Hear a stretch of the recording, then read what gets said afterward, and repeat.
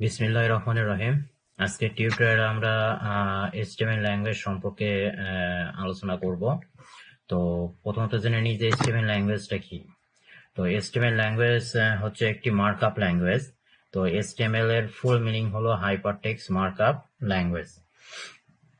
আর HTML কোনো programming language নয়। HTML language প্রথম রিলিজ করা হয় 1990 সালে। প্রথমত HTML এর 1.0 ভার্সনটা রিলিজ করা হয়। আর HTML এর জনক বলা হয় টিম বার্নার্স-লিকে। আর HTML এর প্রথম থেকে এখন পর্যন্ত যতগুলো ভার্সন রিলিজ হয়েছে সেগুলো হচ্ছে 1990 সালে প্রথম HTML এর 1.0 ভার্সন রিলিজ করা হয়। এরপরে 1995 সালে HTML এর 2.0 ভার্সনটা রিলিজ করা হয়।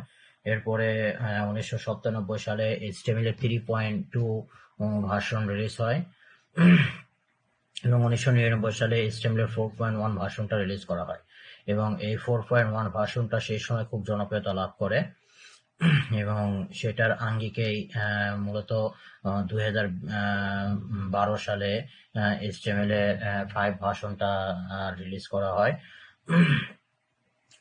এবং রিসেন্টলি 2016 সালে HTML এর 5.1 ভার্সন এবং 2017 সালে HTML এর 5.2 ভার্সনটা রিলিজ করা হয়। সো এখন আমরা HTML এর যে লেটেস্ট ভার্সনটা ব্যবহার করতেছি সেটা হচ্ছে HTML এর 5.2 ভার্সন।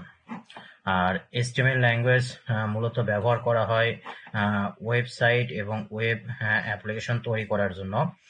HTML ল্যাঙ্গুয়েজ পুরোপুরি একটা ট্যাগ নির্ভর ল্যাঙ্গুয়েজ। HTML ল্যাঙ্গুয়েজ ব্যবহার করে আমরা যদি কোনো ওয়েবসাইটে কন্টেন্ট যেমন text, image, audio, video, form ইত্যাদি অ্যাড করতে চাই তাহলে আমাদের অবশ্যই HTML ট্যাগ ব্যবহার করে এগুলো ওয়েবসাইটে অ্যাড করতে হবে।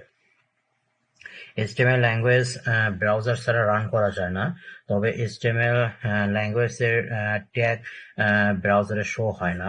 HTML ল্যাঙ্গুয়েজের ট্যাগের ভিতরে যে কন্টেন্টগুলো থাকে সেগুলো শুধুমাত্র ব্রাউজারে শো হয়।